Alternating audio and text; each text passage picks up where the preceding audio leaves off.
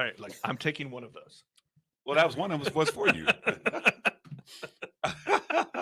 You know, it's a good friend when they share beer. I mean, beering is sharing. That's what we say around That's here. right. Yes. You ready to get started? I am. Let's start this. Let's start this beer friendship.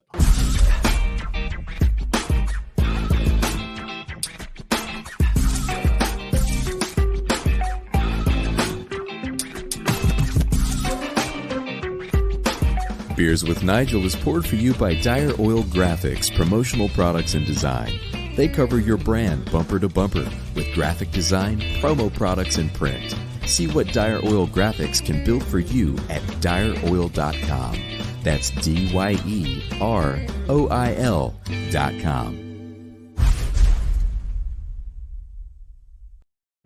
If people could hear what happens when we play that open, it's just a shit show. Well, look, I think we're into this weekend is our third birthday. We'll be starting our third year. I think we've got a habit. We've got a habit of this being a kind of a shit show. Is this episode number 60 or is it 61? 61. Oh, I'm number one someplace. There you go. Welcome to Beers with Nigel. I'm Nigel. That's Nick. I'm that other guy. It's a beer. It's a show about beer and other stuff. But really, it's a beer. It could be. It is a beer. Actually, Beers with Nigel is a beer. We do have our own beer. Welcome to the show, Chris Gandsy, Daleview Biscuits and Beer. Yes. All the way from New York City. Welcome to the show, my brother. Well, thank you for having me, brother. Absolutely, I did. Like I said, before we started, I've been a fan of yours because your concept. You know, I got mad love for you because you're a brother doing beer, but then you got these biscuits, man. Yes. And people are like, even here, like I said, I showed a picture of your biscuit today at a brewery. I said, would you eat this? They're like, where is that? That's all they wanted to know. So what is your story? I kind of know your story because I've kind of trolled. Not you trolled you. I read your. He stalked you. It's okay. Hey, it's fine. It's fine. Yeah. You're in Kansas. You're not in New York. So. Whoa! I know. Whoa, hold on. Let's get some shit straight. We're in Missouri. Kansas City, Missouri. That Kansas City, Kansas. That's the fake. That's the fake Kansas City. Hey. You know what I'm saying? I'm in Brooklyn. It's like me saying you from New York, and there's a New York, Texas. No, there actually is. Yes, great cheesecake, by the way. Yeah, there's some random Brooklyns throughout the United States too. That's what I'm saying. Wait. Did you just say there's great cheesecake in New York, Texas? Absolutely, that's what they're known for. Say what? East Texas, New York, Texas. They're known for their cheesecake. I'm gonna have to Google this. I don't believe it. I kind of want to call foul. No. Wait. Did they transport from New York City? I have no idea. I mean, is it because of FedEx? No. In my television news days when I was a reporter, we would go to New York, Texas, and they were like, "You got to try the cheesecake. It's a thing, and it's made in this mansion. I can't make that up. That's why it's delicious. That's why it's the best cheesecake then. Because it's in a mansion. It's in a mansion. You can just taste the dollar bills. That's right. It's raining. It is raining on the cheesecake. Important question. What came first, the beer or the biscuit?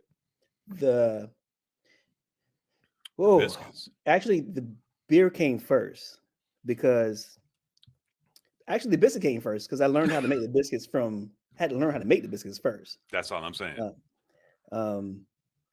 And it started with like a little pop-up in my house. Like it started off with doing biscuits as a pop-up. And then my friend said, those are not biscuit sandwiches, those biscuit situations.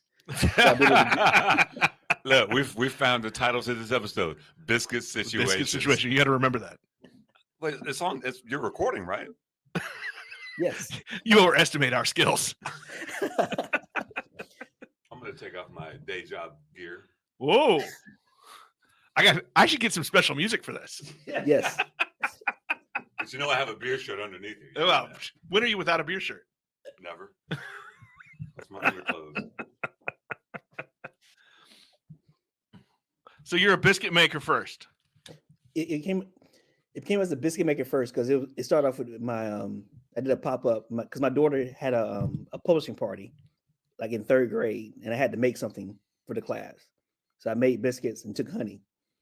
The teachers loved them, and then after that, my wife went on on his education trip. I think in New Zealand or the Netherlands. I don't know. It wasn't in the United States. She was going, and she was going for like a week. And I was like, you know what? I'm gonna do a pop up in my house. And I did biscuit sandwiches that weekend. And then people came out, loved them. I said, man, if people come out and pay overpriced and pay this for biscuits out of my house, I'm gonna add a beer to it, and I'll call it Biscuits and Beer. That's a great concept. Speaking of beer, what are you drinking? Right now, I feel kind of bad. I'm drinking a Blue Moon right now. Why you feel bad? No guilt on this show. Yeah, no guilt. You know, I just left the brewery like 30 minutes ago, and I needed something like I needed a palate cleanser. So that's fine. It's all right. We're drinking. This is for you, Junior. One the local breweries, Crane Brewing, a dry hopped farmhouse ale. Nice. It's delicious. It is. So I'm really curious. The biscuit thing. I've kind of read about the history of the biscuit thing. Obviously, when you were younger, you were eating was your grandmother? Yeah, it was my grandmother. The biscuits are really inspired by my grandmother. Yeah. So what was it about back in the day as a kid that you were eating these biscuits? I'm telling you, you're on my bucket list, bro. You're on my list. I'm coming to New York just for them. I'm gonna have the beer, but I've seen the pictures of the biscuits. What is it about those biscuits that people are so lit about? You know, I don't really know, but I think it's because it's made with love. Like we can't. Okay. Got it. I tell my team on a regular basis, and even when I go and make the biscuits, if you're in a bad mood, don't touch the flour. That might be the title of the show. If you're in a bad mood, don't touch the biscuits. It's like it's made with love. You know, we try to put it when we go in there. You know, food and beer is a way to people's heart. You know, and also a way to get people to open up. And that's how it comes to play. It's like, you know, I like to see people smile when they eat my food. So I think that's why people like it, because we're coming from a genuine place and a place of love. Yeah. So what's your beer backstory? Obviously, you're making beer, but you were drinking something before you discovered craft. What were you drinking back in the day? So before I started drinking beer, I was a brown liquor brother. A brown liquor brother. Give me some Crown. Like I was drinking Crown Royal. I was drinking. I was into whiskey, cognacs, and bourbons. And I was dabbling to which is all beer in its essence, right? Yeah, but I think you and Nick might have been separated at birth. Nigel drugged me kicking and screaming into beer. Not really. It wasn't that hard. And I started dabbling into wine. But, you know, so it'd be 11 years this year that I started my brewing journey. 11 years ago, my wife and my kids gave me a Mr. Homebrew kit. There we go. It's a common theme. Mr. Beer. We should start doing a tally mark. Like how many times people I think that should be our sponsor, Mr. Beer. Hey, why not? Yeah, right? You know what I'm saying? So I got the Mr. Homebrew kit. You know, I'm a habitual hobbyist. So I started. Gotcha. I made the first 2 beers. I was like, okay, they're okay. Then it's like, you know what? I need to go taste some stuff. And I had a double. I'm like, and that's how I really got into beer after drinking that double. Yeah. Then I ordered another extract from Mr. Beer. I did it again. I was like, oh, okay, it's okay. I was like, you know, this shit cannot be this easy. Making beer cannot be this fucking easy, right? So I was like, so I started researching, and I live in a small Brooklyn apartment, a brownstone apartment where I was staying at. I got a pot, a bag, and went to the home brew store and got some grain and did my first brew in a bag. Yeah. And I did an IPA. It turned out much better when the Mr. Brew kit was, and then I just started buying beer, tasting beer, and then researching, like started looking for like clone recipes and went from there. And then at a certain point, I was like, I like this beer. I'm gonna figure it out, and I'm gonna try to make it. And that's where it went. And then people say, "Oh, you should open a brewery." That's like a restaurant. I was like, you know what? I have a job. Like you have to be a fool or crazy to open a restaurant or a brewery because you don't make money doing that. Like it's hard. So you did both. It was I opened a brewery. I opened up 4 years ago. if you're just listening to the audio part of this, he is hanging his head and shaking his head. I'm much happier. Like I'm much happier doing what I'm doing now than what I was doing before. But it's not easy, but it's fun. It's a labor of love. Like I never. It wasn't in my vision to be a brewer or a restaurateur at all. It was like I enjoy cooking for people at my house and making beer at my house. Right. And people coming to hang out. But it also feels good now. Like people pay for my stuff. Hey. And they hang out with you. And get to hang out with me, and they like the food. Yeah. You can't lie when you're paying for it. So what were you doing before you got into this game? So I was in retail. I was in management, store side management in retail. And my last gig, it's like 13 years was at the Gap. Oh no! So shit. I rented the Gap at 34th Street and several other stores in the city. So I was a retail manager. I came from the customer service side of the business. So that sets you up. I mean, if you're doing a brewery and a restaurant, it's kind of the same shit. It's just different product, right? A different product. Yeah, like you have to keep people happy, right? You have to put butts in the seats. Yeah. So what's the atmosphere? What are you building for people to come hang out and buy your biscuits and buy your beer? I mean, are you trying to recreate the home pop-up? The feel that we have and that I was going for was you hanging out in my living room, you hanging out in my house, in my living room, my kitchen, because we always had friends of many different backgrounds, many different walks of life that would come and hang out for dinners, like for Thanksgiving, Christmas, or anything. Like we'll cook. Like me and my wife love to cook, and and bringing people over, right? And people would stay and hang out and have conversations all night long. It always came to a point like, I hope these motherfuckers leave because it's 2 o'clock in the morning and I got to be to work at 6. I got to be working at 7. So basically, what I want to do is like what I want to create and what we are creating is a place where you can come in and have a conversation, no matter what. Like I'm in a changing neighborhood. It's been gentrified. Yeah. And like, I want to be part. I wanted where people who grew up in the neighborhood and live in the neighborhood feel comfortable coming in. Yeah. And people coming into the neighborhood feel comfortable coming in and have a conversation about the change or anything that's going on and not feel upset, not be pissed off enough, not be pissed off when they walk out the door, but have a clear understanding. Right. It's like, food, beer, and a smile on your face with real conversation. So what's that been like? So when you opened, obviously you're not a brewery, you're not a restaurant, you're kind of a hybrid. It's a different concept. Yes. What's that been like in that neighborhood, and how's that been? I mean, it sounds like it's been a success, but what's it been like for you? Well, the neighborhood is not a craft beer neighborhood at all. Right. So coming in, I already knew that we couldn't make beer we had to make beer that was approachable to the palates of the neighborhood. So that's what we've been doing. But it's been a journey. Like, before COVID, like we were upward bound, like people coming in, not necessarily drinking the beer because it was known for our biscuits before our beer, right? People coming in and drinking beer, eating biscuits, and occasionally getting a beer. But it's a small space. We're about 300, 400 square foot spot. Oh, wow.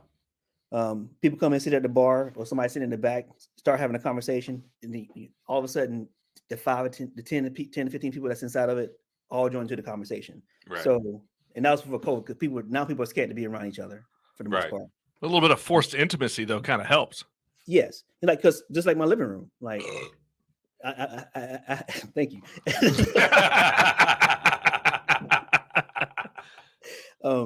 Just like my living room, like we live in a New York apartment and the space is not that big, and we have like 10 people in our apartment all around each other. You know, you have the teacher, you have that investment banker, you have that lawyer, you have that artist who's starving, having a conversation, and all different viewpoints, and that's the same thing that was happening, and it's starting to happen again because people started to come outside once again, having those conversations and really talking and being part of the community and using, and then in that same time it's like, hey, have you tried this? Our version of a New England IPA, or a hazy pale ale, or Paul Bogle would be infused with sorrel, a pale ale we infused with sorrel because it's a Caribbean neighborhood, you know. Yeah. Yeah, so I'm glad you kind of listened to those because I was curious what you meant by for your neighborhood, what were approachable beers? Because I think that changes depending on the neighborhood. So like for where you're at. I'm a neighborhood brewery. Like right now, we made a corn lager, and we can't keep that corn lager on tap or in cans. It is one of our fastest turning beers. Yeah. Yeah, we got one of my partners. He did a corn lager, and people lost their shit about that. They're like, a corn lager. They're like, oh, yeah, it's different. Yeah, approachable. It's approachable because people come in. It's like, hey, so what do you like to drink? Yes. I like Corona. I like Budweiser. Yeah. You know, hey, try this, and it's a low ABV beer, crushable. Yeah, and like it's that gateway drug to craft beer. You know, and it's one of those things that goes, because I'm thinking about the biscuit game and those. I've been looking at the pictures. You know what I'm saying? A corn lager, you know, and it just goes with. It's like drinking a pills or a lager with anything. It's crisp. It just goes with it, right? Yes. I mean, so what? I'm going to need to take a break here. We're going to need a description of these biscuits. There are people listening that have not been to the website. So I'm going to need you, Chris. Tell us about these biscuits. Why is Nigel so excited? So, all right, you start off, just imagine. I like it. Paint me a picture. 1950. Bob Ross, do it. Do it, Bob Ross. Make some Happy Tree biscuits. Imagine a fluffy buttermilk biscuit lathered with all the butter, heart attack waiting to happen. Speak on it. Biscuit. I'm in love.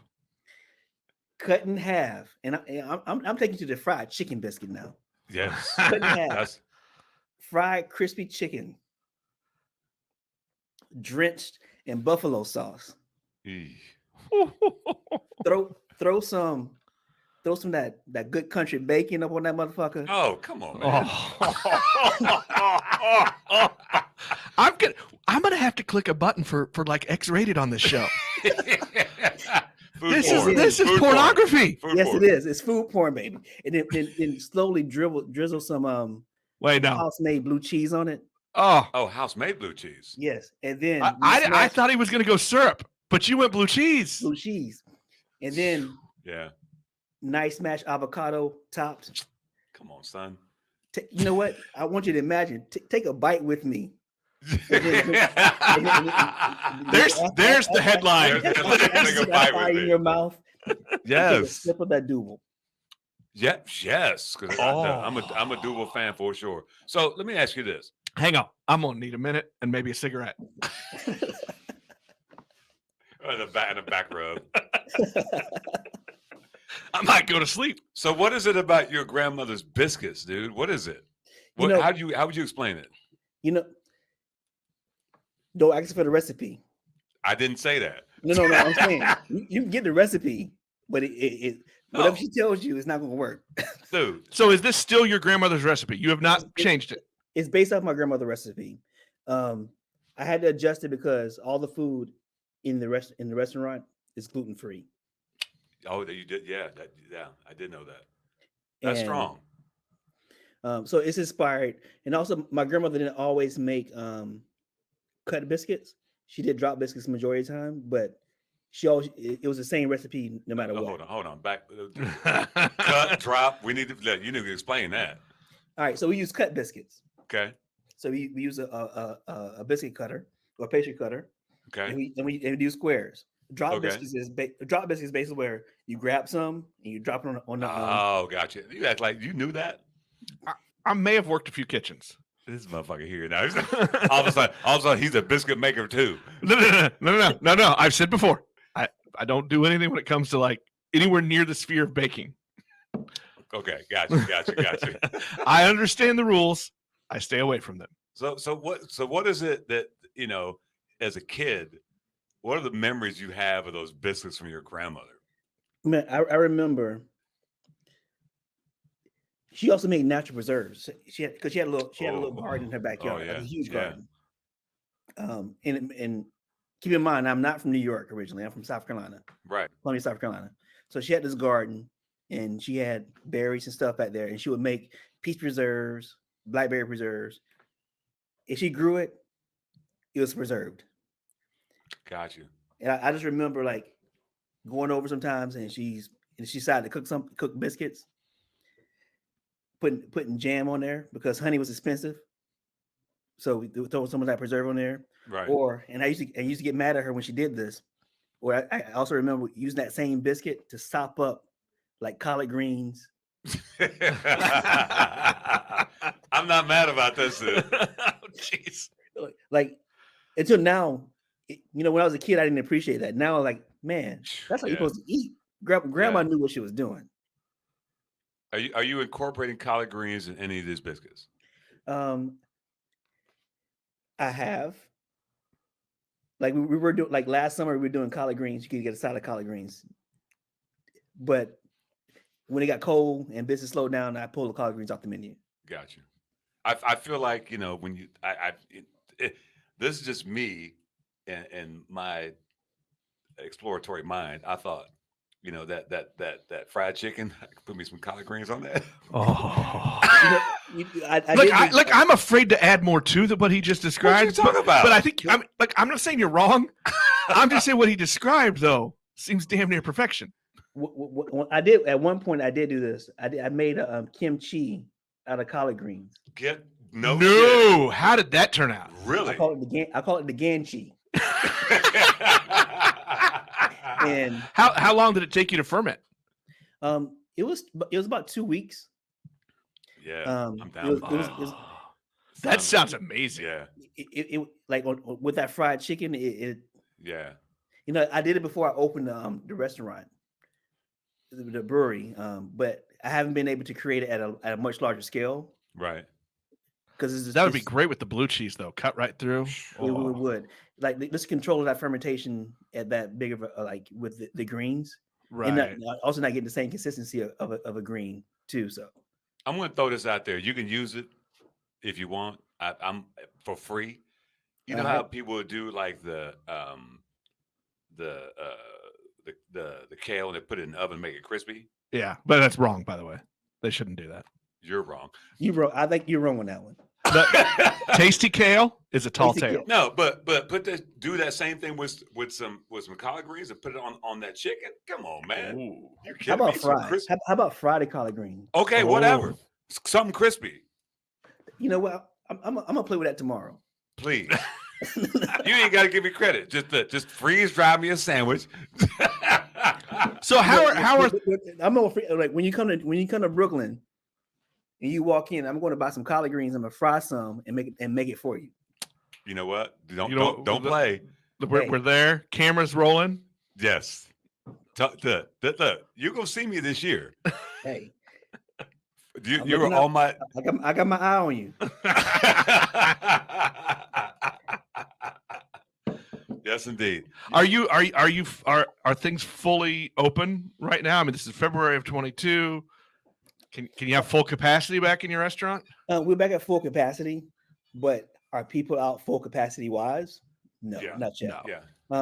We're starting to see that uptick in business a little bit. Right. like it's slowly coming back, but I also know in reality, it's not gonna be what it was for like at least for another couple of years. Yeah, Like, I'm saying for a couple of years. yeah, like New Yorkers took it differently. Mhm. And where we at, we're close to the hospitals, and people saw like refrigerated trucks. Yeah, Yeah. yeah, You know, it Yeah. hits differently here when Yeah. when yeah. 'cause Yeah, we have two we didn't hospitals see around. that in the middle of the country. Yeah, like, and you Yeah. know, and since we're so have so many Condensed. people in small Yeah, spaces, yeah. like, yeah, it hit totally different. Like when I go home back to South Carolina, the feel and the energy is Totally totally different. different. Totally different. Yeah. So, at what point were you were turned into a brewer? You had this biscuit thing. At what point did you decide? You know what? That was a nice burp. Yeah. Yeah. That was nice. But out of Couple a week. 3 out of 5. Look, before I ask that question, we're gonna crack open a mystery beer. So we got a mystery beer bag right here, right? It might have come from a golf course. We don't know which one. So when we started the show 2 years ago, Mick, he knew about beer, but now he's Bourbon and rum was my game. yeah, he was bourbon Okay. and rum guy. So we still do the mystery beer thing because I just show up with different beers and we crack them open. So Nick, what we got there? What do we got here? Radical Candor from Martin City, Martin City, a local brewery right here in Kansas City, double IPA. double IPA. That's actually one of their best beers. Oh, that was a nice. That was a Sound, nice. yes. Yeah. You know what I'm saying? That was solid. Yes. Why? Look, I guess we're using the big glasses now. That's fine. So, at what point did you decide? You know what? I've got this beer thing. I've got this biscuit thing. Let's make it a business. You know, it started. I did a pop up at another brewery that no longer exists in my neighborhood. What brewery was that? It was called Island to Island. They ended up moving to Texas. Oh no! Did they move to Allen, Texas? I was about to ask that same question. No, they did not. Fail. But I was Missed I was marketing doing opportunity. I was doing pop up there, and they let me brew some beer. I brewed like 2 or 3 beers for them while I was there. That's really good. But in my mind, I still didn't have a plan. Like it still wasn't my vision to open up a brewery. But it's like it has happened. What happened was there was a hole, and I fell into it. right. And it was like a natural progression. Like, you know, it wasn't forced. I wasn't pressing myself to do anything. It presented itself. It presented itself and said, "Why the hell not?" Yeah. So was the restaurant, the biscuit part, up and running before you started brewing? Yes, it took about 6 months for me to get my my state license. So for the first 6 months, it was biscuits and coffee. And Still not a bad concept. no, and lemonade and sweet tea. Still not a bad concept. No. Nothing wrong there. So yeah, that's how we started. And you know, the biscuits carried us through for the longest. We gotta get to New York, bro. Oh, absolutely. What was the first beer? The first beer, I attempted a cream ale that I dumped. Okay. That happens. You know, it happens, but we don't hear that admission. No, most people won't admit that shit. Really, the first 5 beers I end up dumping. Really? Because that wasn't right to you, or what? Like one I pitched too high, and it had a metallic taste. And I was like, Okay. I can't like knowing it's like being a black man in brewing. You only have so many fuck ups you can have. Not any fuck ups. You can't really fuck up. So Right. so really, like, either I pitched too high, one beer was scorched, one beer got affected. The first beer I did was a saison, and it turned out fairly well. I wasn't completely happy with it, but it turned out it was sellable. Now I'm still the brewing newbie, but I would think that saison is a little high difficulty for one of your first ones out. Am I right there? No, you right. Yeah.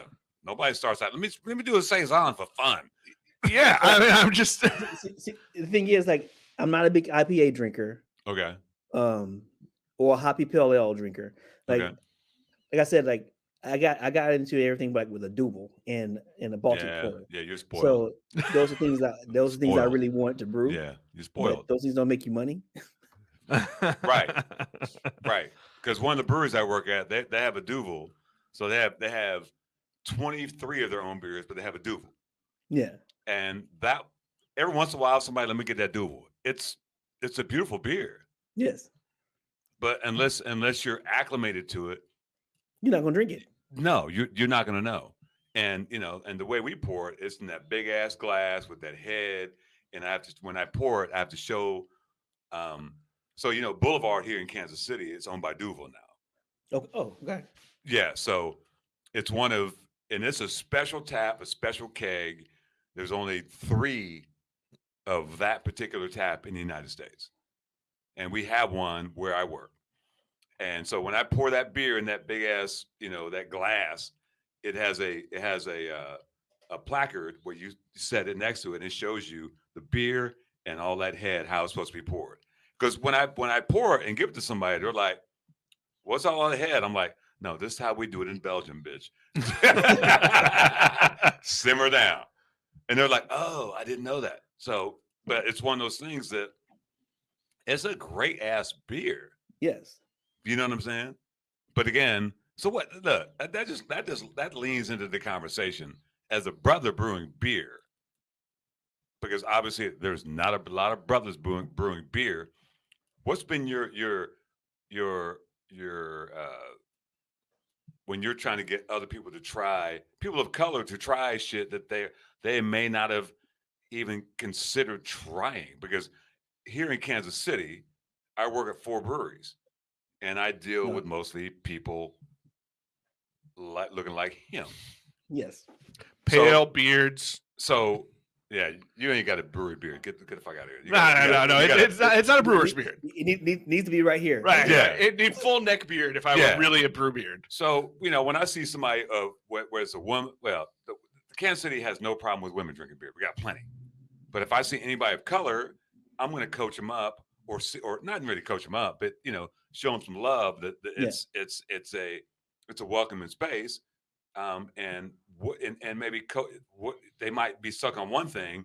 How's that worked for you? Because obviously you're in the desert, right?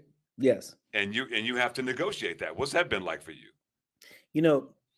Like it goes back to what I was saying, like brewing to the neighborhood. Yeah. So I've been make sure I brew into the neighborhood, and also if knowing the palates of most people in the diaspora, right? Yeah. We like sweetness. Okay. Fair. So I try to lots of the beers that before I hired a brewer was geared to more on the sweeter side, on a sweeter palate, or slightly sour, not bitter. Okay. So like I said when I did this the Paul Bogle, the first 3 times we did it, it was more of a shandy than an infused sorrel beer. Now we finally migrated. We were able to take that customer from having the need to be sweet to like a little bit drier and essence of sorrel instead of the sugary sorrel you got at the Caribbean food spot. Right. And then we started brewing IPAs because the neighborhood also started to change too. Right.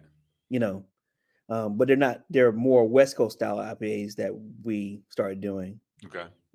We did a couple. We did a New England IPA, which is not New England IPAs. They're not hot bombs. They're not bitter. No. They're more juicy, fruity. Yes. Yeah. Type things, and with a higher ABV, like easy to gravitate to it, and like you just using that, like not even giving the beer, giving the beer style. It's like try this. Yeah. Exactly. And naming the beer based off of either cultural references, right, or something that people would know. Like the New England IPA is called the Mighty Clouds of. You know, There you go. Yeah. Did you feel like you had to? I mean, how was it to kind of bring people in? Wow. Oh yes, Nice. Bring Like it in, that. baby. Well done. That was Look, shout out to Martin City Brewing. That was that fucking Radical Candor, which is a really great beer, by the way. But you said, you had to play to the neighborhood, right? And it wasn't Yeah. really a beer neighborhood. So did you have to do like some kind of recruiting? You know, What was it like, My I guess, when you staff- first opened? my staff came from the neighborhood, Cool. I love that. and the one thing about this neighborhood is it is a neighborhood, so Right. people support people in the neighborhood. If you're shitty, they're not gonna support you. But if you're worth fucking with, they're gonna fuck with you. Right. This is And, gonna, and this is gonna another thing we did was, like I was saying, we named beers. Like we named beers off the at least to help the bartenders and also to get people to like hear. We started naming beers after significant people as well. Like we have Yeah. Diane Nash, Yeah. Dana Rustin. Yeah. Go back to my, I'm an Outcast fan. Like Yeah. my corn lager is called Art of Storytelling. Yeah. So like You didn't get a cease and desist for that? we haven't distributed yet. So you Oh, have you got you good then. You good, bro. You as long as he good. stays in the neighborhood, he's fine. But once I get it, I'm gonna share it with you. I'm saying, I got it, baby. I made it. It's like a rite of passage, right? I Yes. mean, my homeboys brewery here, they got 2 cease and desists. They got so they originally were called New Axiom. There was a winery in California that had a wine called Axiom. That they had copyrighted that. And an overzealous They don't copyright even attorney. they don't even distribute outside of California. How they got wind of New Axiom? They did. So they changed their name on their first anniversary to Diametric. The second cease and desist, they had this beer. It was fucking clever.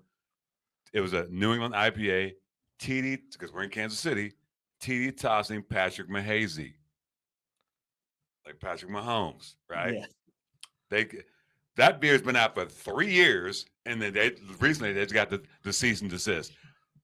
Well, what happened was when they won the Super Bowl, when they were chugging those beers on that parade, Yeah. he aligned himself with a beer company. That's my understanding. And so they were like, you can use Mahazy, you cannot use Patrick. But you know what? It doesn't matter because people still coming to that brewery. Let me get that Patrick Mahomes beer. Don't even say Mahazy. They say, let me get that Patrick Mahomes beer.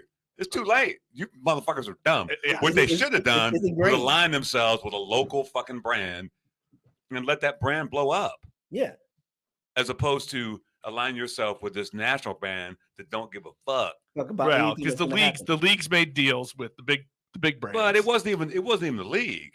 It was whatever. Individuals. Because think about it. If you remember the parade when the Chiefs won, they were chugging the Yeah. beers, they were pouring in them. That's how that came about. If all three of us are famous and we're kicking it and we got this brand, you don't think that brand's gonna come find us and pay us? Of course they are, Yeah. because we're already hanging out with that brand. So throwing shade. You still drinking Blue Moon? Yeah. So You I must got- have a I got- crowler of that shit. Oh my God. Is that a 60? Is that a 40 ounce? Yo. Don't call me on my age. Or is that a deuce? The 2x4. Deuce, brother. It's a deuce, baby. What happened to the deuce? I don't even fucking know. You know what? I'm making a malt liquor this summer. Are you? I'm putting in a deuce bottle. As you should. Oh, So there's a man. brewery. There's a brewery in Oklahoma City that did a malt liquor. It was fucking delicious. It was delicious. I was proud of them to fucking. I was do trying that. to think, is there anybody in KC that does one? No, I can't think of it. No, ain't You gotta nobody be fucking with no you malt gotta liquor. be careful when you do a malt liquor too. I mean, let's keep it real. Malt liquors are technically any of those fucking, like Mad Dog. yeah, yeah. Zima was a malt liquor. Yeah. Yeah. I mean, they didn't call it a malt liquor. Slit smoke liquor. Yeah, malt liquor. Yes, indeed. So let's talk about. Obviously, you're in Brooklyn now. Yeah. You're from South, as they used to call it, Kakalaki. South Kakalaki, baby. That'd be South Carolina for you white people. I don't know why you're gonna single me out, man. Come on. No, I said white people. I didn't say white person. I know. It's fine. It's white people listen to this podcast. So, how long have you been in New York? I've been in New York for 18 years, man. So, what? I really, obviously, you have now. Obviously, your grandmother's biscuits, but what other things that came from the South that have influenced you now that you're in New York City? I mean, that's because obviously you bring something with you, right? Yeah. I think it's a take of my hospitality. Yep. I'm nice Like but not stupid. I like it. Look, that is a true Southern thing right there. Yeah. Nice nasty, as they call it. Nice, nasty. It's that hospitality, that I think I bring, and also in being direct and sometimes you can find being in major cities that people are so PC that they're not real. Right. So I try to be as genuine as I possibly can. And that's what I try to bring to the table. And that's what I do bring to the table. Like a genuine, purpose-driven business. Yeah. Are there other grandma influences?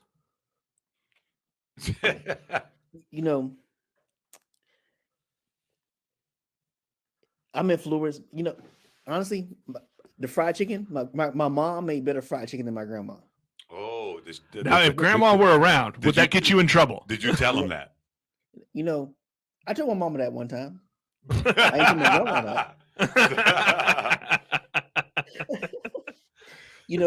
I was influenced by cuisine, like the food I ate, but like also leaving the South and being able to travel throughout the United States and through different countries. I was able to be able to riff off of the food that I grew up with, Right. And also when I got married, I had to become healthy. I had to eat a little bit healthier, and doing things that I grew up on and loving and cooking them in different ways. Right. That make sure I'm not going to have a heart disease or diabetes a little bit later on. Nick, those darn wives, man, making you live healthy lives. but still cooking with full flavor. Yeah. And still full soul. That's the great part, I think, to be food and beer, like anything that you're making like that, right? Yeah. It's really all about nostalgia. It's all about that recreating whatever feeling you had at that time. The one thing I wish, and if my mother listens to my podcast, which she does not. Well, we did work on that. My descendants are Jamaican and British. Okay. And my mother could fucking cook up some shit. And the one recipe I wish I had, and maybe I should ask her. So she made a rum cake for every Christmas, rum cake, right? But she would take that Jamaican rum, that overproof shit with the yellow label. I know what you're talking about. You know what I'm saying? Mm-hmm. Yeah, And I know what you're talking about. As kids, that got me fucked up one night. Yes. And we would eat a slice of that.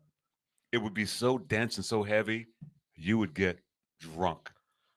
Because it was like over 100 proof, so it wouldn't, when you baked it, it wouldn't burn off. The key there is the glaze, right? What glaze? What No, glaze? What are you talking about? Oh, see, yeah, No. You don't know my mother. There was no glaze involved. No, glaze. it's the rum in the cake, and then the rum glaze.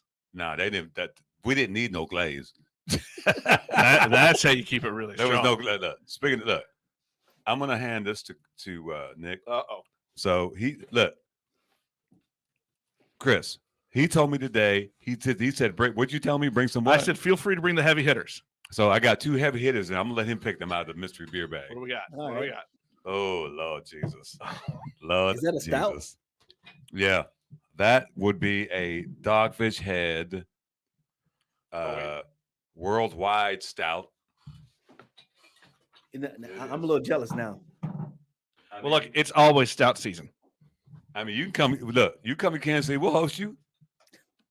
Look, I mean, I don't know that we're going to find biscuits that are worthy of you, but we're going to try. I'll bring flour. You have baking soda and baking powder. Trust me, I can get you fed here, son. Did you find the opener Oh, in I'll put it there? right by you there. You know, you get to do it. I'm not the host. It's just got your name. It's got your name on that shit too.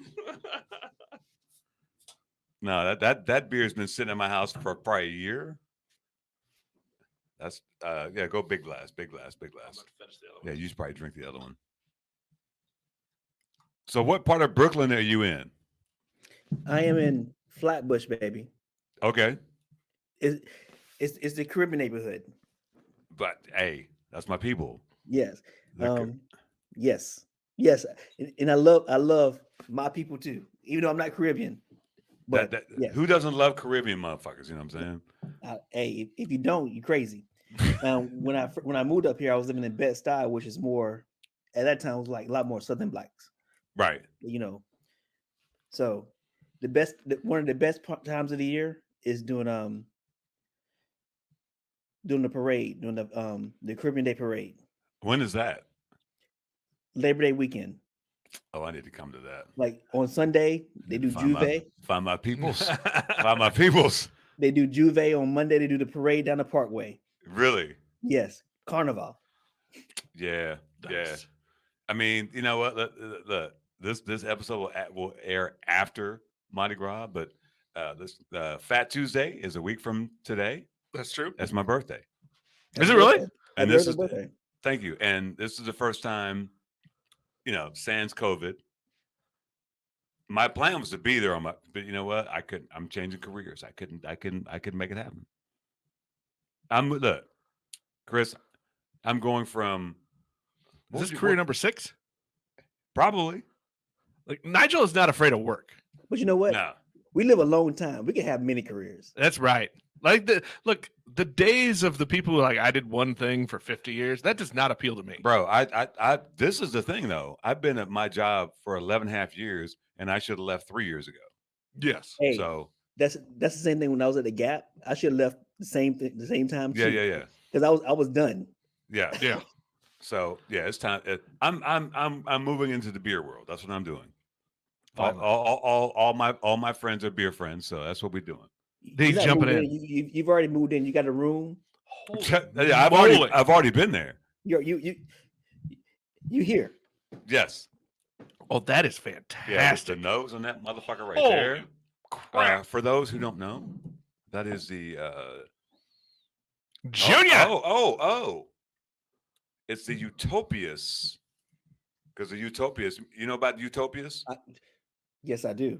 So this is the Utopias worldwide stout with Dogfish Head. So it looks like it's a combination. Did you Those are check the dope as hell. ABV on that? I did not. Would you like to guess it? Should we play the guess the ABV game? It's 11.2, right? We're about to find. Hold on. Normally we play the game to guess the ABV. Okay. I'm gonna go 10-7. Well, I can't read that shit. I'm old. We're about to, in a week you'll be even older. And where your reading glasses at, bro? He refuses to do it. Not in public, man. Hey, Look, I've got my glasses on. It's still hard. I keep mine in my denim jacket. And You know nobody what? looking at No, that's way more than 11. you are closest without going over because it's 17-2. Drink it slowly, fellas. You know Drink what? it slowly. If Ed and Day were on here, this would have had to come with a warning label. Touche. So, you know about Fresh Fest, Barrel and Flow Fest Yeah. in Pittsburgh. I'm doing it so- again this year. Yeah. Oh, We we will will see be you there. there. Were you here last year? Yeah, I was there. Yeah. How did we not hang out with you? You know what? Rude. Like I was on the side. That festival was so fucking big. Big. Yes. So we found out at the end that there were like 2 streets we didn't We hit. never made. Like I tried to do a little loop around. I'm like, man, this is too much fucking beer and too much fucking food. Yeah. We I were love we were there before it opened and after it closed, and we still missed 2 streets. Yeah. Like the side we was at the end of the, we was like where the last stage was, right? Oh, what the finale was. Yeah. Well, Trillium was there. Like Trillium was on in the same circle we was at. Oh, no shit. I don't think we Yeah. got We didn't get to Trillium. And like I think our section was the least visited section. It was too big. It They was too were. big. He was past War Cloud Yes. and all that. Yeah. Yeah. War Cloud was in the middle. Yeah, we missed you. That's why. Yeah. Like we was by American Eagle Outfitters. Okay. So Chris. Now, to be fair, so we Chris. just didn't get much past War Cloud. You know what's crazy? I used to work for American Eagle, and I remember 20 years prior coming to that same location. No shit. So funny story, Chris. So we've been War Cloud's been on the episode.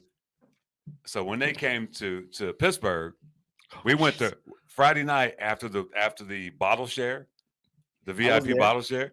You were there? Yes. I like to We call were there. that the magic night. We were both there. So we went to War Cloud's room after to their hotel room. Uh-huh. Lord Jesus. There was a reason why I took my black ass to bed right after. Like, I'm not man enough to keep up with War Cloud. I'm just gonna say it. You did a fine job. Those boys can party. When we rolled up to the bottle share and they were like, "What's up, Nick?" He was like, "Lord Jesus."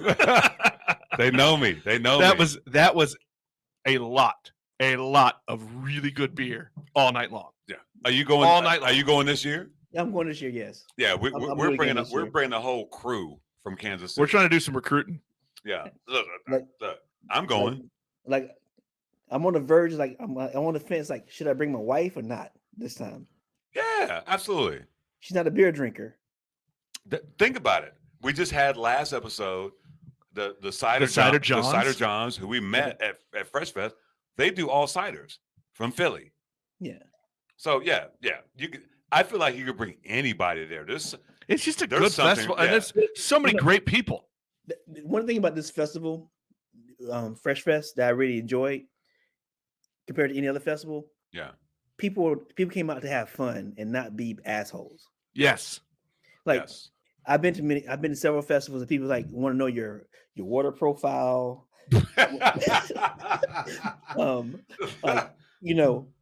Like too much technical shit. Like instead of enjoying the beer and enjoying whatever it is. I don't need to know your. I have never asked anybody about your water profile. I think because it's such a focus on knowing the people that are making the beer. Yes. Right. I mean, that's what it is. I mean, the beer is great. I mean, there's so much amazing beer on that weekend, but it's about the people and it's about the vibe. What that, as Dave says and Ed says, is the vibe. So what think about it. So look, it's a douche-free festival. First off, let's just say that. Yeah, thank you. You took the words right out of my mouth. Douche-free. And that's the key. Like, I love New York City and I love the festivals that we do in New York State, but there's lots of assholes that come sometimes. There were no frat boys wearing medium polo shirts. No. And I will say this because Barrel on the Flow, also known as Fresh Fest, is one of my favorite festivals. But when I went to Other Half, that festival, yeah, there were some motherfuckers that went out on a gurney. But ultimately it was before I went to Fresh Fest, also known as Barrel and Flow, it was the most diverse thing I'd been to. Yeah. Because even Nick, when he went to Barrel and Flow, was like, wow, there's none of me. But there was plenty of you. But his first experience was I've never been in the minority at a beer thing. Yes. And and that's the way it should be, right? We need more of that, less of me. Yeah, but the thing is, like, I thought it was like very almost balanced. Mm-hmm. What made me excited that I saw women, so many Black women at the festival. Yeah, Absolutely. And that's you very rarely see women. Period. Well, when we went at the bottle share, think about the bottle share. When Nick rolled up in the bottle share, I was like, "How uncomfortable are you?" I was uncomfortable for like 4 seconds until everybody recognized me. Yeah, and I don't even know if uncomfortable is the right word, because like I don't want to say anything bad about the people, because everybody was welcoming. Oh, the whole thing. I mean, we walked in the door because before when the symposium stuff was still going on, we walked in the door and we run into Mac, who had been on our show, and we run into Ed and Day. Yeah, and it was great. It wasn't uncomfortable for 4 seconds. It was interesting for me to finally see for 4 seconds what it was like to be the underrepresented. So I have a brewer. I had to hire a brewer, and he's a white guy too. That's one question I didn't ask him, how he felt at the bottle share. Yeah, but we've had plenty of opportunities to talk about. Really, the most we've talked about that festival is like how fucking great it was. Yeah, like I'm ready for it again this year. Well, the festival's amazing, but really, that bottle share is what, I mean, to me, throws it over the top. I mean, so much beer and just everybody, all of these people just hanging out. Yes, and you know what? I'm prepared. I prepared myself for the bottle share this year. Hey, look, as a newbie last year, you got to be prepped for that. Are you in training right now, Chris? Are you in training right now? When I come to the bottle share this year, I barrel aged some shit and Courtney and Kay some shit, so I can bring this for the bottle share. But think about it. There were so many beers there. We didn't bring shit. You don't need to. It's too many beers. I appreciate you bringing something. Well, let's not go that far. I mean, let's not say weird things like too many. No. But in that bottle share too, like there was some good shit and there was some crap. Yeah, but at a certain point, whatever they were cracking, that's why we. Well, at the end of the night, the magic table, like some of that wasn't great, but it was the magic table. Beers just kept appearing. But like if you went to certain tables, they had their own stash. Oh, absolutely. Like well, because you learned, because remember there was the one guy who did not want you taking beer. Well, there was Black Beer Traveler. Yes, he came with his shit, and then our homeboy, motherfucking, he came with he had the satchel with the Hennessy White. No, that's the Henny Ninja. The Henny Ninja. I'm gonna make a shirt for that. You missed him? He was walking around pouring out. He had a fanny pack with white Henny in it, and he just walked around. And seriously, he was a ninja. He just appeared. He's like, you want some white Henny? Absolutely. Like you'd be talking to somebody, and all of a sudden there he is, right next to you. We befriended him. That's a good friend to have. The Henny Ninja. A friend in need is a friend indeed. That's right. He didn't need shit. And we saw him the next day at the VIP. Yes. And we totally hooked him up with all the swag. Here, take a shirt. We totally hooked him up. We need to find him. We do need to find him. We need to get, because he's from Florida. I know that. That's all we got. You got his card. I think he gave me a card or something. I just need to dig through the pile. You have to go through that shit. Yeah. Well, look, just from a straight networking point, right? I mean, you met so many people, and we've had. I mean, how many guests have we had over the last year just because of that trip? Well, the beautiful thing is when we started this podcast, COVID started. So then we're like, we can talk to anybody anywhere. So that's why, we've talked to people. Dude, Chris, hit him up on Twitter. He's a great guy. Fucking Rock Leopard Brewing on Twitter. It's a brother in London. He's like, yeah, mate, I want to come on the podcast, but I want to send you my beers. This brother, he sent us beer from London.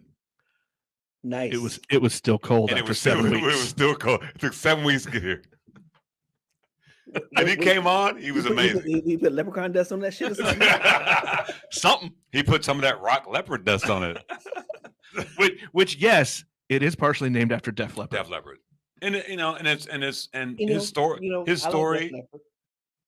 It's okay, dude. Don't tell nobody. No. You know what? There's no shame. No shame. You know what? You should like whatever music you like. I'm just saying. I'm a Def Leppard fan. I am. Dude, I'm an 80s baby. Well, I was born in 76, so I'm All right, 10 years see, older than you. I'm 75, so we're the same. Yeah, you young bitches. I can be your daddy. Oh God. I don't want to think about that. I don't know. Yeah, or your uncle or something. Either way, that's creepy. You trying to be the statistic, huh? No. I'm not talking about R. Kelly, okay? So, dude, that might be the first R. Kelly reference we've had in 3 years. That is not. That is absolutely not. We have talked about R. Kelly many a time on this show. And age is more than a number. Well, now that we know how that was written, I can't listen to that song. I used to quote that shit all the time, Chris. Age ain't nothing but a number. I can't even quote that anymore. No. Now you have to apologize if you quote that. He's like, yeah. He's like, you 5 years in. Yeah. Nah. No. Nope. So what's the plan for what you're doing? Because it's a unique concept. I love, Nick and I have a concept we want to do that has nothing to do with biscuits. It does now. We buy it. Can you freeze dry some biscuits? Yeah, and send it to us. We can make you famous in Kansas City. I can freeze some biscuits and send them to you. And Yes. you tell me how they turn out. Well, I think if they're freeze dried, they'll be fine. Yeah. But this is the thing: you put them in the air fryer, everything works out in the air fryer. That's true. Look, he didn't say no. Look, I think that the influx of the air fryer into our kitchens is a bigger deal than when our parents got microwaves in the 80s. No, because microwave's bullshit. At least the air fryer doesn't dry shit out or burnt or make it rubbery. Hello. Yes. You can still crisp it. Mhm. You can throw some water in there, still get a little moisture. You know what I'm saying? Yeah. I'm an air dryer. He uses his clothing dryer actually. I throw it. He does a tumble dry on his hot wings. I wrap that shit in the motherfucking. Bloody hell. Chris, I need a tumble dry. Chris just got off camera. He's like, these motherfuckers. Do you put it in foil before you tumble dry? I'm sorry, I didn't send you a disclaimer before I invited you on the show. We might have pre-gamed. Maybe. Did you pre-game? I might have stepped across the street for some special coffee. What? I had a couple of beers before I came. Well, what this is?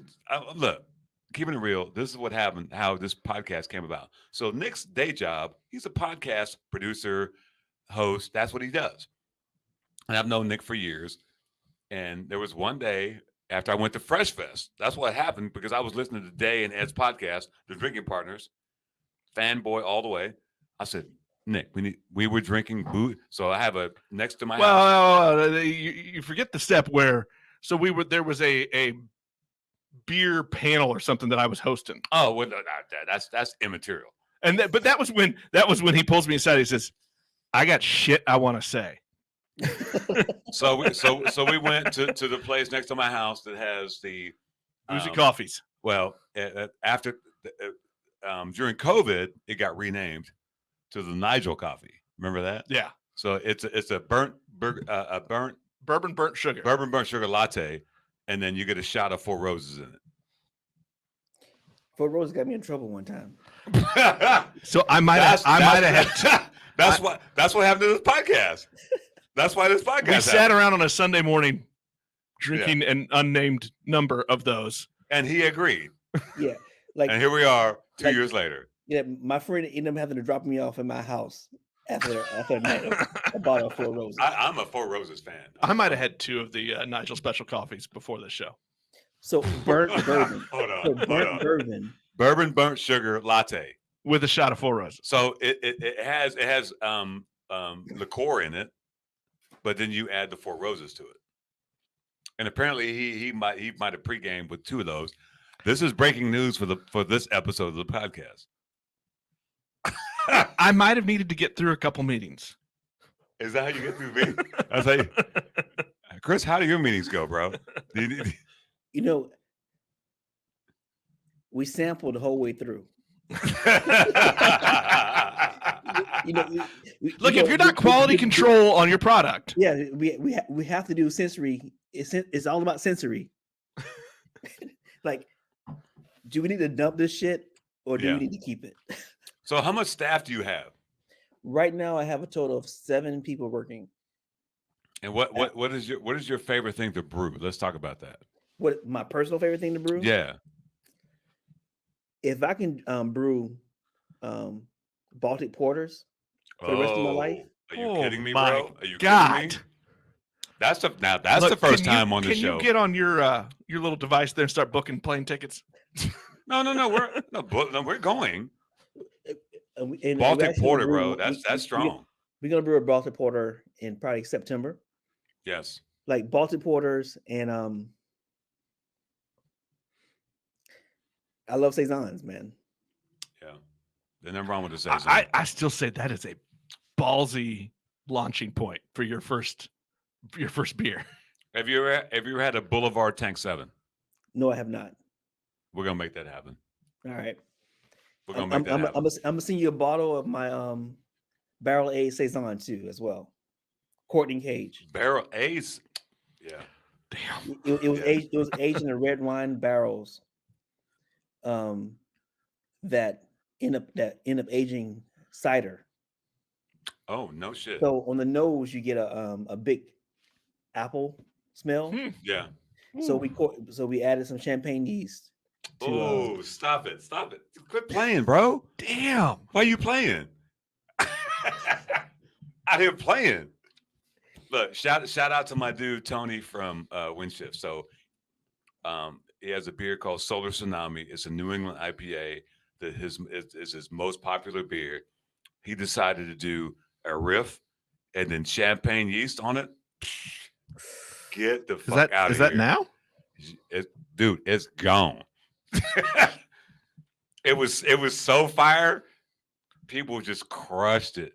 I see you, Tony. You know, because he listens. Tony, we love you. He's one of our 4 listeners. Yeah. No, look, Chris. Tell Tony. Shout out to Tony. Say it. Shout out to Tony. That's what I'm saying. All right, Tony. Like, I'm Yeah, here for you, brother. the champagne yeast. Come on, man. We need Tony in Come- our As, So- as my boy Vina would say, come on in. Yeah, dude. I don't know about anybody else, but you're gonna see me in 2022. I am coming to New York City. Like my boy, come on in. Come on. Come on. That's just Come on. you know what? I grew up in England. One of my favorite cities is London. One of my next favorite cities is like New York City because it's like tiny London. You know what I'm saying? It's everybody's there. Like and everything's named after everything in London. Absolutely. And there's a lot of my Jamaican folks there. That's what I'm saying. Like, I've only done New York once. It was in the 90s. I was spending other people's money. Okay, what's your point? Well, I don't know if I can afford to go back and do what I did the last time. But as of Look- right now, if you need a place to crash, I have plenty of room. There we go. The hashtag winning. Thank you, Charlie Sheen. We've didn't- gone from R. Kelly to Charlie Sheen. He didn't make that shit up. Are you kidding me? Get the fuck out of here. Charlie fucking Sheen. Where is he at now? Not relevant. Nope, He's- not at all. He's still got coke and hookers, probably. He's probably high as hell right now too. Yes, indeed. Yes. We want to do the next mystery beer before we get off here? Are you scared of that one? I'm not scared. You want to do the next one? Chris, he was Yeah, like, you have to finish what's in your cup first. I mean, we got 2 empty cups. There's no label. Oh, there it is. It's the Hey, all right, wait. The label is painter's tape and a Sharpie. Y'all drinking moonshine. damn near. I think- Damn near. Normally, I say this frightens me a little bit, but since it's so close to his birthday, I will say this: Yeah, my birthday is next Tuesday. you have not let me down yet. I mean, maybe a couple of times. So if so, Yeah, but 2 of those with contract not to talk about. yeah, that's true, Chris. So if people listening, if they were coming to your neck of the woods, like and they're beer drinkers or foodies, where would you tell them to go? What's the spots? Besides coming to my spot, Well, no, obviously we're coming there first. So if you're beer drinkers, definitely hit up Beer Wax I know about beer wax, bro. and hit up the Queen location, Harlem Hops. Yeah, I know about Harlem Hops too. Yeah. I've been Yeah, trying to get them on the show. Do you know them folks? I'm trying to get in with them folks. Look, hit them up because I Like- have a Harlem Hops T-shirt. So you're a real fan. Like I don't Yeah, even, yeah, dude. I don't You have to own any understand. swag. Now, those folks in beer wax is fucking legit though. So if you come into New York, it's not a beer bar, but it's a place you should hit. Rogers Garden in Flatbush. It's Okay. a rum bar. I And like rum. when you I'm say there. when you say turn up, they turn up. Excuse me. He's googling right now. I'm just gonna have to. I'm gonna have to book this. Oh, like if you didn't ask me this question, I would have had. Well, if you're gonna step out to go eat, where would you go? Because there's Where would I obviously a go? lot of shit. That's the thing. Is so much shit. What pops into your head that you're like, yeah, we should go there? We're putting you on the spot, You put me on the spot because and I get it. You're drinking fucking Blue Moon. You're lit. and I'm about to pour myself a glass of Bullet as well. You know what? A bullet Why did that take so long? Yeah. What are you waiting on? You should have a sidecar. Hey, Um. I have to make it through this first. That's a cork. Oh, it is a cork. Did you bring an opener? Is there one in there? I have no idea. I have no idea either. We'll open that post show. Yeah. Apparently, we got something with that's What? some homemade. So this says traditional, made with hothead. Hothead. Hot lead? Oh, I think hothead might be an actual. Is that a hop? But no, I think it might be a yeast. Well, Chris is fucking googling it right now. Yeah, I'm about to Google that now. Is it hothead? Is it? I feel like for a mead, it's probably a yeast. Probably not a hop. No, we got. all right. So we heard about the chicken with the avocado. Yeah. Oh, another place What's to my hit up is- second biscuit sandwich going to be? It's Zura Lee. It's a Caribbean influence pizza shop in Flatbush. Ooh. What's it called? Zura Lee, Okay. Okay. Yeah. like the oxtail pizza, bro. Wait, whoa. Did you just Listen, say oxtail pizza? Get the fuck out of here, bro. Oxtail Quit pizza, playing, bro. Yes, oxtail. God Oxtail damn. pizza. Yes. And So go I ahead, made go some ahead. birria tacos with oxtail Huh? a few months ago, but oxtail pizza?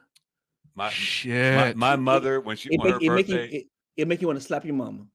yeah, and my mother, her birthday was in December, and my brother, she lives in Dallas, and she loves oxtail, and my brother brought her oxtail for her birthday. When I talked to her, she was like, "This is she's 78 years old. She's like, this is the best birthday ever." Especially my God. oxtail costs $18 a pound. That's what I'm saying. Yeah, it why ain't though? cheap right now. Why though? Am I out there running out oxtails? You know why? White people? Mhm. The throwaway shit became Yeah. But Because look, think about it, right? Why barbecue? Everything related to barbecue, right? Yeah, It's poor people food. yeah. Yes. But we started loving it. So now you're gonna pay out your Yeah. ass for a brisket. You can't you can't afford it. Like chicken wings. Why chicken wings cost so much? Yeah, it's out of control right now. You know anything about? I know. Yeah, you want to have some fun when you go order food the next time? Don't Uh-huh. get the chicken wings. Order the pork shanks, the pork wings. Pork. But that's another thing. Pork has gone up too. Pork belly, But pork not as cheek much. has gone up too. Not as much, Pork is or at least not here. I remember pork belly at one point. You get it for like 50 cents a pound. Yeah. Oh God, Well, those were the days. that was a throwaway. That's burn ends. Yeah, and that was like 5 years ago. Now it's Belly's like, not burnt. I mean, I'm gonna get technical with you, but belly's not burnt ends. That's beef. Like, You know what? No, There's no. beef burn ends and there's pork burn ends. No. There's only one thing for burnt ends. That's beef. But it's the front. Everybody else is lying. Okay. all right, Fair, bacon. fair Let's point. call But it you know what bacon. happened was Let's call it bacon. Actually, you want to know something fun? I just like 2 weeks ago, I was digging through my freezer. I found 10 pounds of belly. I like it's like I found gold. That why is is there 10 pounds of belly in your freezer? There had been a sale a long time ago, and I bought a bunch, and apparently I left a slab down. Chris, should we send that to you? Yeah, you can send that to me. I'll make sure I put it to good use. So I'm thinking next week I'm going to do a cure. I'm going to make some bacon. All right. Okay. Are you going to share? I always share. Because I don't think he that is I have never had your meat. Phrasing. Yeah. We're gonna have some Context. therapy later. Context, please. Yeah. That is not true. We did a show on my porch, and I brought you meat. This one time in like how long have I known you, motherfucker? Bloody hell. This is what happens when we pregame. Look, when you look like me, it takes a lot of meat. Seriously. I eat a lot. You know, Oh, my God. you choked him out with the laughter. Chris, we're definitely coming to see you. You have Maybe not him, but I'm coming to New York. We'll This see if he year. lets me. He already look. He said we can stay at his No, I house. meant you. If you let me. Look, dude, you're a good. I've traveled with a lot of motherfuckers. You're a good travel partner. We had fun. Yeah, you did. We had a good time. I have one more place for you. What's that? If you're feeling bougie, That I am. and you're feeling elite black, it's this place called and Sons, Okay. owned by Andre Mack. It's a ham bar, wine and ham bar. Wine and ham. Yeah, Oh my God. Andre Mack is like one of the few. What do you call it? People who specialize in wines. Sommelier. Yeah, he's one of the few black sommeliers in the United States. And he has a ham bar in What Flatbush. what do you mean ham? What like couture, like yeah. Charcuterie is okay. Where Where's it's called that? a ham bar. It's called Ham Bar That's what it's called. and Sons. It's a ham bar, yeah, That's beautiful. and Sons. You know what? Where is that? Is that in Brooklyn? It's in Flatbush, baby, Okay. where the Caribbeans roll. I need to come see my people. All right. So here's the thing. This next year, this summer, when we do Barrel and Flow, Right. stay an extra day because that's the Nick and Nigel walkabout day. And then go Okay. to and go to New York. Well, no. He just needs to go on the walkabout with us around Pittsburgh. Like Yeah, we kicked. Like- We had a fantastic extra day in Pittsburgh. Yeah, we kicked it in Pittsburgh. We might have met a few people that just drove us around. nice. I'm a fan of Pittsburgh. I think that's a great city. Yeah, like even though I didn't spend that much time there, like the food is affordable and Yeah. they have some real good food there. I want to find that rum bar again because he likes rum too. Yes. There was some random rum bar we ended up in. Chris, this is where I'm going to find you, and I'm kicking myself because I drank it over the weekend. So Boulevard in Kansas City is called One Love, and it's a rum barrel aged stout. Phenomenal. You would call on Jesus for that shit. Praise the Lord. Assalamu my soul. alaikum. If I can find one of those, I'm gonna send that to you. All right. It's such a beautiful. That's my favorite Boulevard beer because it's aged in a rum barrel. How big Beautiful. is it? How big is it? It's like a 12-ounce bottle. No, ABV. I think 14. Yeah, it's not super high compared to some of the stuff that's done. You want to share it, absolutely. Yeah. Yeah. But it's one of those things you can just get the room temperature and you'd be like, yeah, It's sign perfect. me up for that shit. Yes, absolutely. That's a chill night. No, that was a starter. Jesus Christ. No, Jesus didn't care. He was right there with me. He turned water to rum. That's what I'm saying. Water to rum. Did you know- Look, or bless rum. Jesus was Jamaican. Did you know that? Well, he sure as hell wasn't a white dude. I mean, fair. I thought he was from South Carolina. From the Kakalaki? Look, if he's making biscuits, yes. Yes. Bless his soul. Yeah. All right, I got to know, what's my second biscuit sandwich? So I'm gonna take you that same butter biscuit, another Yeah. piece of fried crispy chicken. Yeah. I'm gonna throw some bacon on it, Yeah. and I'm gonna throw some color purple, What's which is our that? coleslaw. Oh, Yeah, you're not even right. And you're gonna cap back off with the top of that biscuit. Vinegar base? No. Mayo? Mayonnaise. Ooh, Mayonnaise. he's surprising me. That motherfucker's like, woo! I have never heard you say that. I like a little surprise. I've never heard you make that sound on this podcast in 2 years. That motherfucker's like, woo! You know, Oh, and Jesus. I'm gonna take you. I'm gonna take you to the Mama Gandsy. And, Okay. and it's real simple. Mustard based pulled pork Oh, Jesus. with the color purple, which is coleslaw, and that's it. Yeah. And if you're my wife, you throw some avocado on it and then slap me. Yeah. Yeah. When we going to New York? I don't know. Damn. I mean, yeah. The one thing I have I- to remind people all the time, like, just because they're gluten free doesn't mean it's healthy. So hey, I got to know about that though. What was your reason for making sure everything was gluten free? My wife has a gluten allergy. Okay. So the craziest thing about that is, so one of the breweries I work at, Diametric, Burn Theory, all their food is gluten free because of his mother. He's like, if my mom comes here and can't eat, what the fuck am I doing? Yeah.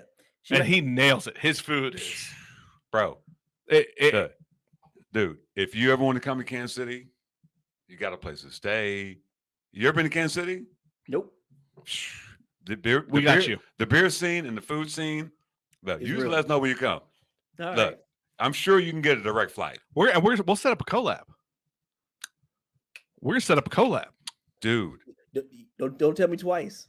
let's I got several probably 5 or 10 breweries. So I just hooked up with a collab. So Vine Street Brewing, which is going to be the first black-owned brewery in Kansas City, In Missouri. ever. Dope. I've hooked. There's so many collabs going on right now. The Cider Johns, I'm trying to hook We're them gonna hook up. them up. Look, I'm trying to expose people to what's outside of Kansas City, and to people of color who do what they do. Yeah. You know what I'm saying? You know the craziest thing is, What's that? I live in New York, right? I'm the only black-owned brewery that produces beer in the state. Wow. And hence, What? Really? Really. and hence, Wait, I thought there were. I'm Yeah. like scrolling through names. no, not New York. Not in New York State, Like No. you have beer brands that are black-owned. but they aren't brewing in the state.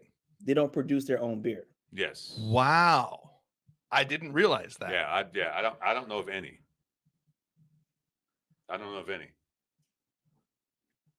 Yeah. So That's jaw dropping to me. It's kind of mind blowing to you, isn't it? Yeah. That just tells you. So what? Look. We have a little ways to go. So when I saw our brother doing beer and some other shit, I'm like, got to get him on the show. It's real talk. And the beautiful thing about it is that you're on the East Coast, but what we do and who listen to us, it exposes you to a whole nother part of the world. Even if it's just Kansas City, we don't even give a fuck who's listening. Yeah. we don't Well, track somebody we don't track shit. Well, look, a part of our brand is we're lazy. Is it Lazy Brand? Eh. Oh, should we have Lazy Or- Brand LLC? Should we start a company? It's still called lazy, just laid back. Yeah, Laid back. but we just do it because we love to fucking do it. And so the cool thing is we're not looking for love. Are We just want to tell Are we- we just want to tell people stories Yeah. and we Yeah. like beer, and we really like people. So, you know, Chris, your story is unique to you. That's the beauty of it. Yeah. So everybody vibes off of a story, but I guarantee you, motherfuckers be like, when we posted that shit on the Facebook page. Shout out to Alana, our social media director. Is she a director? We call her director. We're a promoter. You're a director now. You're a director. Yeah. You know, when she posts out on the Facebooks, people are like, Daleview What? Biscuits and Brew. What do biscuits have to do with And beer? right. And so motherfuckers just Googling or clicking because there was a link on the, it's all about fucking elevating everybody. Yeah. But especially for me, if a brother or a sister is doing some shit, let's get it cracking. Amen. You know what I'm saying? Let's get it cracking because you can't have too much exposure. And we got to tell more stories because you can't be the only one in New York State. No, it makes no sense that I'm the only one in New York. I'm in New York motherfucking city. How Right. are there not more in New York City? You tell. Let's keep it real. I'm really not trying to get the biscuit secrets out there because if the biscuits blow up, we're fucked. we ain't go to New York City like we ain't got no biscuits, bitch, because that podcast. if we blowing up, that means we can open up one in your neighborhood. Hey, you know what? We can put that in our beer bar. Oh, So we got plans. we got plans. We don't have money or skills, but we got plans. Oh, we got money. We're just waiting on the location and skills. Oh, skills. What's got the shit? You just know how to pour. Yes, exactly. Yeah. Like, Can you like you got to set the bar low for me, man. You got to set that bar low. Look, Chris, these are the rules. Rule number 1, don't die. Rule number 2, Don't be a dick. don't be a dick. And It's easy. you don't get anything when you've been a dick. You definitely do get beer karma No, because beer karma is real. it's real. Yeah. See rule number 1. It's real. See rule number 1. Oh, the hothead is a yeast from Omega. It's Omega yeast. That's what I thought There it we was go. a yeast. Yeah. So what's how many taps do you have? I have 8 taps. Okay. And what's on tap right now? So I have a Scottish ale called Tiny Grimes. Scottish ale. I'm down. I have Mighty Clouser, which is a New England IPA. I'm digging it. I have Tickling the Ivories, which is I like a the golden ale. I like the name. I have Black Shamrock, which is our stout. Okay. I went to a all black high school called Eau Claire. Now, and our mascot was Shamrock, so Black Shamrock. There you go. Yeah. We have Straight No Chaser, which is a double. I love it. We have But Diane that's our Nash. generation. Yes. We have Diane Nash, which is a West Coast IPA. Oh, I see you. We have Bayard Rustin, which is a hazy pale. And what is number 8? Crap. Too many blue moons. I had a Cran You Dig It, which is a cranberry sour. Cran you dig it. I love it. Yeah. That's Cranberry. good. Hey, cranberries. See, Yes. I wasn't far off. Yes. I love it. And then and one beer that we just kicked and they having still in cans called Do the Rye Thing. A rye Do the pale. right right thing. I thing. love Get it. the fuck out of here, bro. Yeah, I'm done with your ass. That's awesome. You know what? That's clever. Those are all, dude. That's fucking clever as fuck. I love it.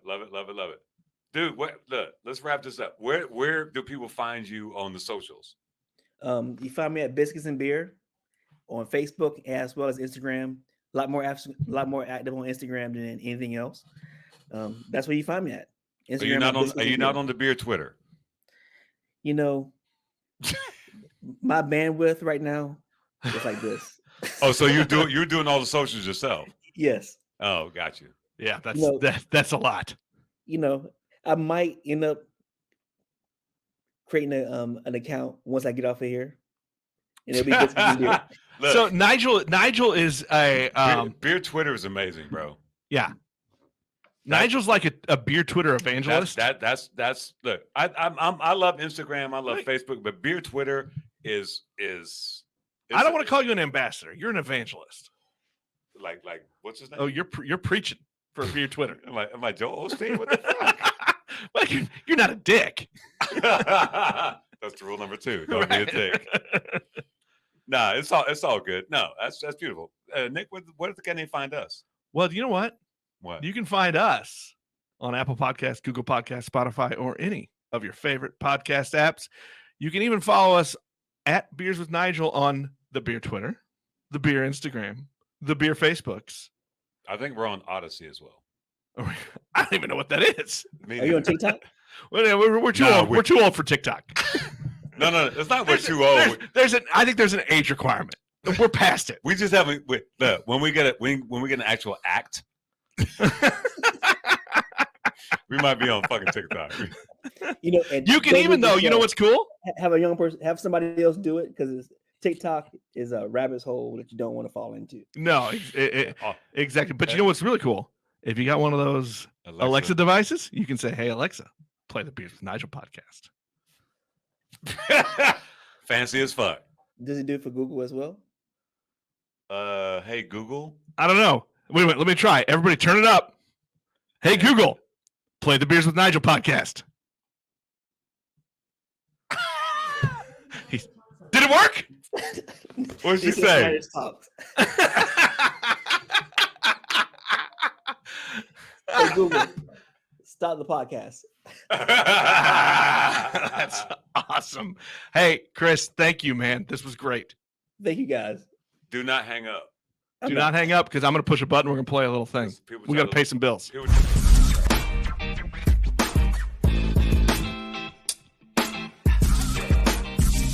You've been listening to Beers with Nigel, a show about beer and other stuff, hosted by Nigel Woodbury and that other guy, Nick Parker.